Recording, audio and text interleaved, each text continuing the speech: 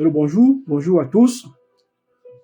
Cette publication est orientée vers des entrepreneurs et des futurs entrepreneurs, ces personnes qui veulent se lancer dans l'importation des produits depuis la Chine ou alors autres pays.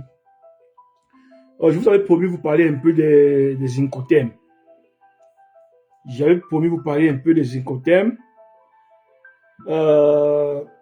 Les Incoterms, d'après ce que je comprends, ce sont des termes, des acronymes de 3 lettres qui sont utilisés le plus souvent dans le commerce international. Donc, parce que c'est ça qui clarifie des responsabilités entre le vendeur et l'acheteur dans un contrat de vente internationale. Les Incoterms. Ces Incoterms sont indispensables, très très indispensables dans un contrat, surtout à cause des barrières linguistiques et des différents sens donnés à une expression ou à un terme donné. Parce que si pendant votre processus d'importation de produits, vous ne discutez pas de ces Incoterms avec votre fournisseur, vous pouvez vous retrouver par la suite en train de discuter pour rien. Alors que si tout avait été défini au départ, dans votre contrat de base, il n'y aurait pas eu de problème. Il n'y aurait pas de problème. En règle générale, les Incoterms sont incorporés dans les contrats de vente internationale. Mais ils ne traitent pas toutes les conditions de vente. N'indiquent pas le prix des marchandises. Ne traitent pas de la date de paiement, date d'arrivée. Non, ça ne les concerne pas. Ne précisent pas ce quel document le vendeur et l'acheteur doivent utiliser pour le dédouanement. Non. Ça ne traite pas aussi des retards de livraison, des conditions de livraison. Moi, le plus souvent, dans mes processus d'importation, j'utilise les Incoterms suivants. J'utilise beaucoup le FOB. Oui, j'utilise beaucoup le FOB. Dans le FOB, bon, celui-là, ça signifie Franco à bord. Le fournisseur, mon fournisseur, dès qu'il a fini de fabriquer la marchandise, il l'envoie chez mon transporteur. Il l'envoie dans le cargo que j'ai choisi. Ce n'est pas moi qui paye. Je ne paye pas le prix du transport de son usine chez le transporteur. Bon, certes, il met ça dans les coûts, il met ça dans les prix. Je ne récupère non plus ma marchandise à l'usine. Ça, c'est ce que j'utilise beaucoup. Le FOB. Il y a le CIF. CIF. Dans le CIF, le vendeur paye l'assurance contre le risque de perte ou d'endommagement des produits de celui qui a acheté. Oui, c'est le CIF que j'utilise avec la société Acon, avec les laboratoires Acon. Et c'est la méthode le plus utilisée chez eux.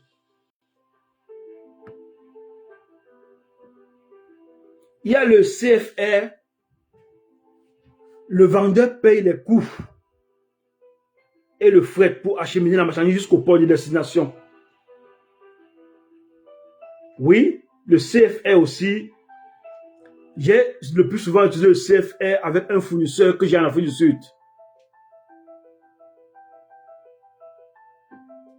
Avec un fournisseur que j'ai en Afrique du Sud.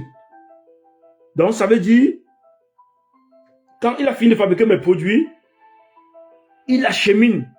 Bon, avec lui, j'utilise le transport aérien. Il achemine à Douala. C'est à Douala que moi, je prends le relais pour payer la douane et autres frais, puis transporter mon marchandise vers mon magasin. Il y a le face franco le long du navire. Le vendeur effectue la livraison lorsque les marchandises sont placées le long du navire. Le vendeur, qui est votre fournisseur, il effectue la livraison lorsque les marchandises sont placées le long du navire au port d'embarquement désigné. Ici, l'acheteur est responsable de tous les coûts et risques à partir de ce moment. Ce sont des thèmes sur lesquels il faut toujours s'entendre avec votre fournisseur. Sinon, vous allez connaître d'énormes surprises.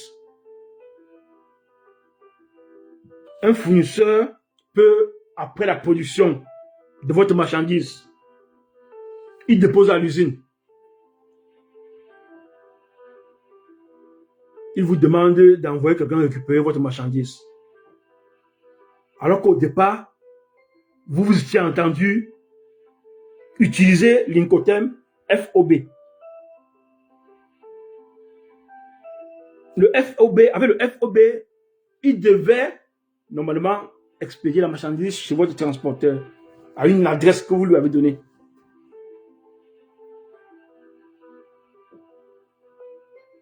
En Chine particulièrement, avec la ruse qu'il y a dans ce pays, il faut être hyper prudent sur les Incoterms utilisés. Il faut être hyper prudent et hyper regardant. Le définir au départ avec votre fournisseur quand il est en train de vous établir la facture proforma.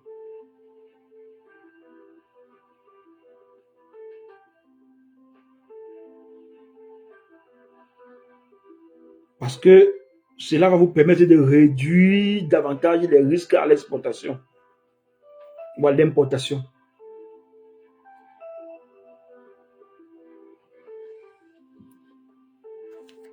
Il y a quand même la flexibilité. Il y a une flexibilité. Je ne crois pas qu'un fournisseur puisse vous obliger.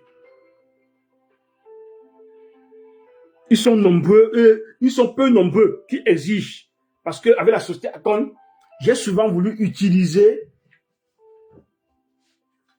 certains Incoterms, eux ils ont refusé. Et je crois que ça dépend de leur politique parce que c'est une multinationale. C'est une très grande entreprise avec le siège social basé aux États-Unis. Et pour le Canada, parce que je fais aussi entrer les produits au Canada, j'ai toujours utilisé le DDP. Les Canadiens, le système d'importation de la Chine au Canada, ça ne se fait pas comme chez nous en Afrique où on parle trop du CBM. Plusieurs transporteurs viennent avec nos marchandises, on paye en kilos. On ne regarde pas trop le volume, mais on paye le poids. On paye le prix de la masse ou du poids. Et moi, j'utilise beaucoup le door-to-door. Ça veut dire, dès que j'envoie la marchandise, on va me livrer ça à la maison. On me livre à la maison. Bon, c'est normal. Ici, on a des adresses. On a des adresses et c'est facile. C'est facile de naviguer entre les différentes adresses. Donc, c'est facile. Donc, toi qui veux te lancer dans les importations des produits depuis la Chine ou autres pays, que ce soit par la voie fluviale, que ce soit par la voie maritime, il faut au préalable prendre le temps, faire un peu de recherche sur les Incoterms. Ça doit t'aider. Ça doit te permettre d'éviter certains problèmes avec les fournisseurs